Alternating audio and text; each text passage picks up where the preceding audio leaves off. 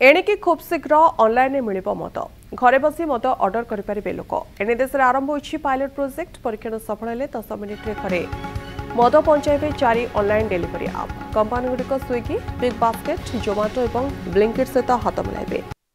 किरे नारायण मद मुक्त हो जिबार थिला ओडिशा ये कौन ऑनलाइन डिलीवरी हम बोली पुणी शुणा गलानी कौन केतेबेले होउची ओडिशा रे हमर एबे किछि बुझी होउनी तथापि आमे जहाँ देखुचु टीवी रे उपस्थापना आमे जहाँ देखुचु ताको आमे उपस्थापना करूचु। एबे जिबा आमे वीडियो भितर को कौन शुणाइतिला प्रथमे टिके वीडियो रो सुनी दबा चलंतु भल से सुनी दबा टिके वीडियोटा कौन हला रे नारायण। एणिकी खूब शीघ्र ऑनलाइन मिल मद घरे बसी मद अर्डर करें लोक एने देश में आरंभ होती पायलट प्रोजेक्ट परीक्षण सफल हेले 10 मिनिट्रे घरे मद पहुंचाइबे 4 ऑनलाइन डिलीवरी आप कंपनी गुड़िक स्विगी बिग बास्केट जोमाटो और ब्लिंकिट सहित हाथ मिलाइबे।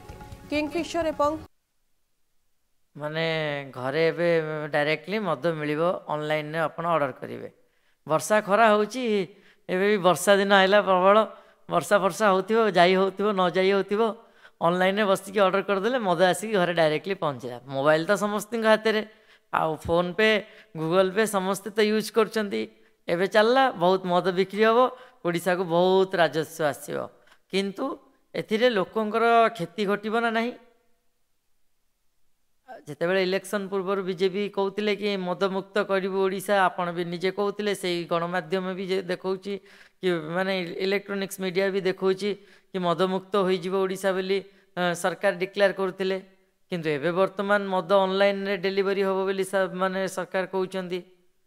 या पर आमे कौन कहवा क्या आम ए दोष दबा ना यह कौन यह ठीक ना कौन माने यह राजनीति ना यहाँ कौन या आम कि दृष्टि देखा गोटे जगह सरकार कहते मद मुक्त करेंगे एवं डिलीवरी घरे पहुँचो घरे घरे जदि मद पहुँचो मदुआंकर संख्या बढ़ मदुआ मैंने जी पीऊले ताठू अधिका पीबे आ कुआड़े कहीं जी सी गोटे जगह बस पीबे ऑर्डर तो देले से लोकेशन आसी मद पहुँच पिया हो सरले पुणी जावाक पड़ूला मद आने को दुकान पाक तो ऑनलाइन मगेदे जोमाटो 4 जन स्विगी ये सब डिलीवरी बॉय मैंने आणिक पाखे पहुँचे देवे मद बाबा रे कि माने आइडिया कि मास्टर आइडिया। हाँ राजस्व बढ़िबो एथिरे क्षति घटबनी जो मैंने सब अंधभक्त मैंने आपण मैंने चिल्लाउथिले कि मद मद बिक्री होउची ओडिशा रे मदुआ बढ़ुचंती मद बिक्री करिया पई प्रचार करुचंती नवीन बाबू जितेबाला बीजेडी सरकार थिले आपण मैंने तो बहुत किछि विरोध करते नवीन बाबू को कहीं मद कहीं बिक्री करा जाउची मद दुकान बहुत बढ़ुची एबे तो आहरी 26 रु 46टा दुकान आहरी नीलाम हम माने माने ओडिशा भितर माने भुवनेश्वर रे हमर आहरी केते मद दुकान नीलाम हम एबे तो एथिरु मदुआ संख्या तो बढ़िबो तो एथिरे कौन उन्नति हैला सरकार प्रतिश्रुति कौन थिला एबे होउची कौन यह तो फेक न्यूज नुह किछि दिन पूर्वर मोहन सार जी आमर विरोध करथिले आमर माने मद बंद करिया पईका जितेबाला माने सरकार रे नथिले यार ठीक 4 वर्ष पूर्वे देखंतु गोटे इलेक्ट्रोनिक्स मीडिया जहाँ थ्रू रे माने से प्रेस मीट देथिले कि माने से केमती ताको विरोध करती कि माने ओडिशा सरकार जितेबाला प्रचार करथिले साई साई बुलिकी बोली सी ताको विरोध करथिले जार वीडियो मु आपन सामने उपस्थापना करी देखंतु।